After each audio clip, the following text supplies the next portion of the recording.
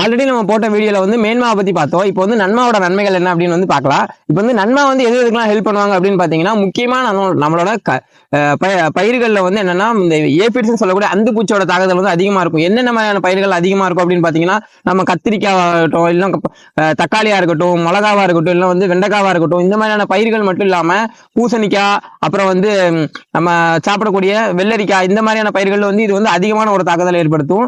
அதனால வந்து நம்மளோட செடிகளும் வந்து ரொம்ப பாதிக்கப்படும். நமக்கு வரக்கூடிய ஈல்டும் வந்து கம்மியாகும். அதை வந்து எப்படி தடுக்கலாம் அப்படின்னு பாத்தீங்கன்னா, இந்த நன்மை வந்து நமக்கு வந்து 5 to 10 ml எடுத்து அதுல வந்து 1 லிட்டர் தண்ணியில வந்து மிக்ஸ் பண்ணி இதை வந்து எப்படி வந்து தெளிக்கணும் அப்படின்னு பாத்தீங்கன்னா, செடிகளோட எல்லா பக்கத்துலயும், அதாவது இந்த ஏபிட்ஸ் வந்து எதுல இருக்கும் அப்படின்னு பாத்தீங்கன்னா, மேல இலைக்கு மேல மட்டும் இருக்காது, இலைக்கு கீழே தான் வந்து அதிகமா இருக்கும்.